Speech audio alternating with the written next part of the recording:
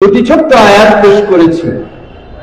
আহলুল হাদিস তাদের সামনে আজকে বহু দাওয়াত আসতে পারে, তাদের সামনে বহু বক্তব্য আসতে পারে, কিন্তু আহলুল হাদিস কখনো তাওহীদের পথ থেকে বিচ্যুত হতে পারে না, কখনো তাওহীদের পথ থেকে পিছু হটতে পারে না।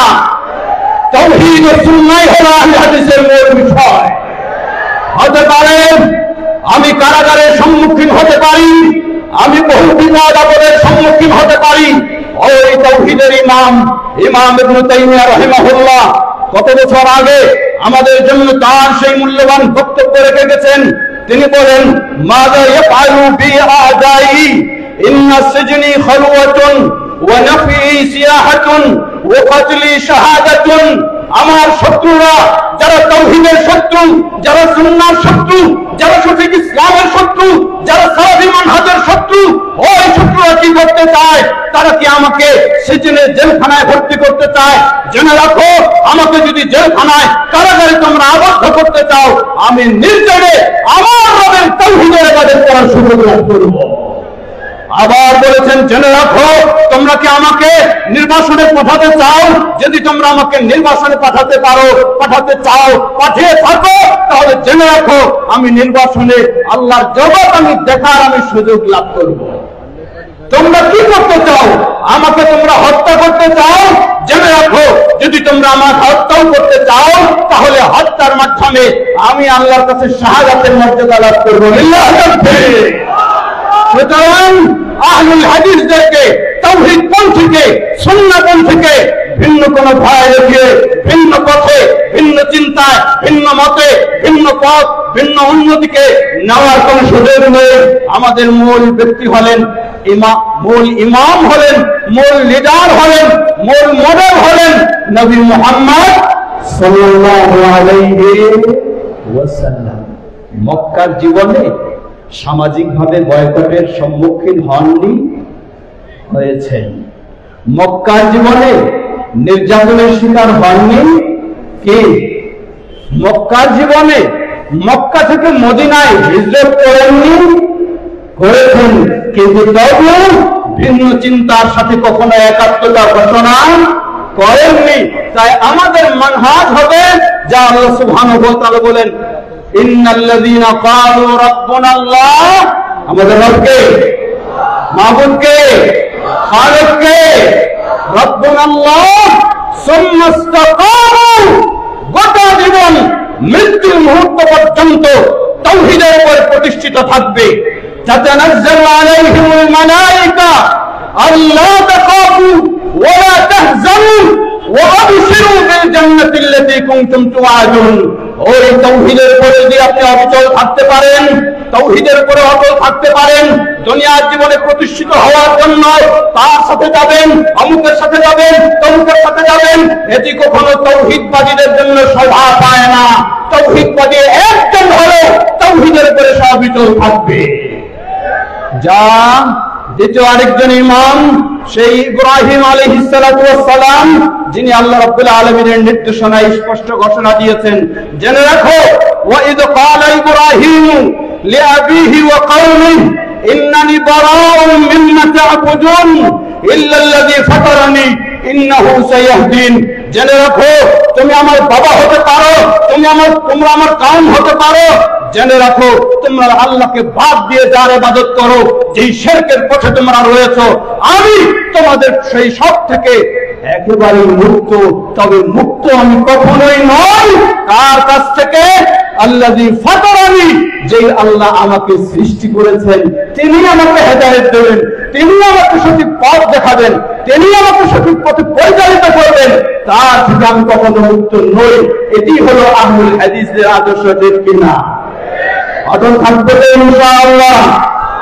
এর আগে অনেক আলোচক বলে গেছেন, অত্যন্ত মূল্যবান কথা তারা বলে গেছেন।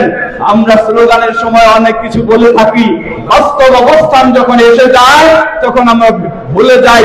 কথায় সেই বাউল ফকিরের সাথেও প্রয়োজন হলে ক্ষমতায় যাওয়ার জন্য ঐক্যবদ্ধ হয়ে যায়।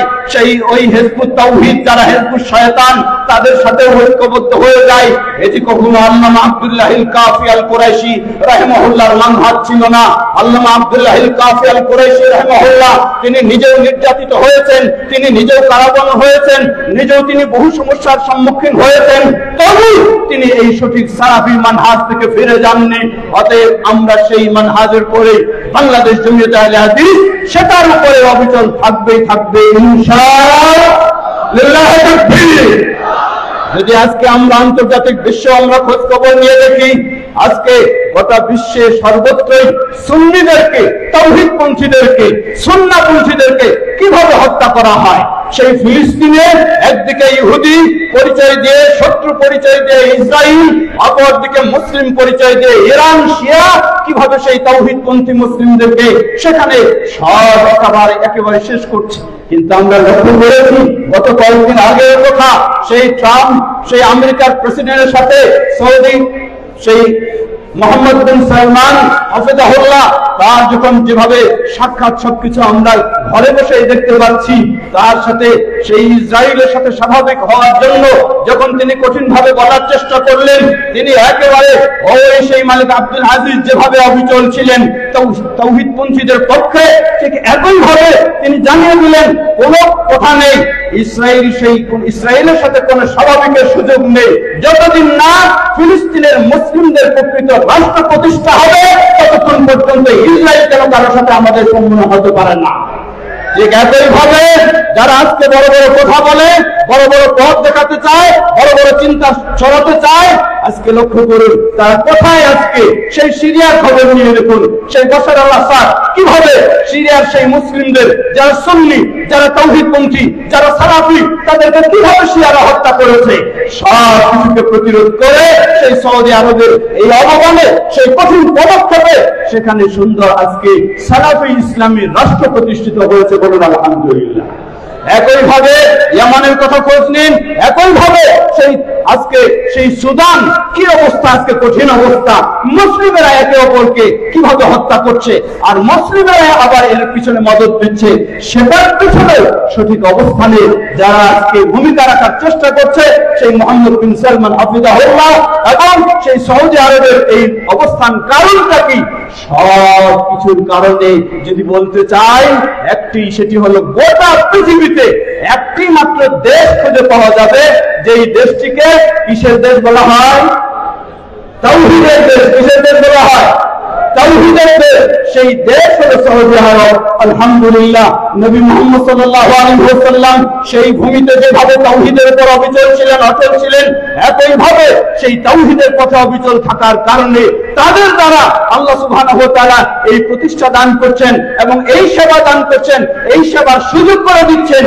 আজও বাংলাদেশ জমিয়তে আহলে হাদিস সেই সঠিক মানহাজের উপরে যখন অবিচল থাকবে, তাওহীদের উপর যখন অবিচল থাকবে, ইনশাআল্লাহ শুধু কথায় নয়, শুধু কথায় নয়, কাজে যখন আমরা বাস্তবে হতে পারবো, আমাদের আকীদাও সেভাবে সুন্দর হবে, আমাদের আমলও সেভাবে সুন্দর হবে, আমাদের দাওয়াতও সেভাবে সুন্দর হবে, আমাদের সব কিছু যখন সুন্দরভাবে করতে পারবো, ইনশাআল্লাহ বাংলাদেশ জমিয়তে আহলে হাদিসও সেই পরিবেশ তৈরি করতে পারবে ইনশাআল্লাহ।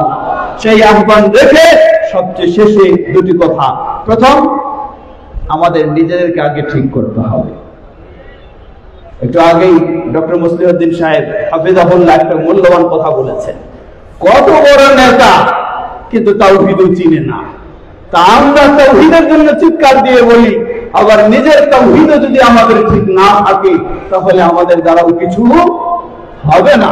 আগে নিজে ঠিক করতে হবে, পরিবার ঠিক করতে হবে, সমাজকে ঠিক সেভাবে তাওহীদ ও সুন্নাহর আলোকে গড়ে তুলতে হবে। অটোমেটিক ভাবে যেই দেশে সেই দেশও গড়ে উঠবে ইনশাআল্লাহ। সেভাবেই আল্লামা আব্দুল্লাহ কাফি আল কুরাইশি রাহিমাহুল্লাহ একটি সুন্দর গঠনতন্ত্র আমাদেরকে দিয়ে গেছেন। আমরা যেন সেই আলোকে ঐক্যবদ্ধ হয়ে সুন্দর সুন্দর আন্তরিকতার সাথে অগ্রসর হতে পারি। আল্লাহ আমাদের সবাইকে সে তৌফিক দান করুন। কথা দীর্ঘ সুযোগ নেই, হয়তো বা দীর্ঘ হয়ে গেছে, এর জন্য দুঃখিত। পরিশেষে আবারও যারা আজকে এই সুন্দর আয়োজন করেছেন সকলকে কৃতজ্ঞতা জানিয়ে, মোবারকবাদ জানিয়ে সামনে আরো অগ্রসর হওয়ার আহ্বান রেখে শেষ করি। আসসালামু আলাইকুম ওয়া রাহমাতুল্লাহি ওয়া বারাকাতুহু।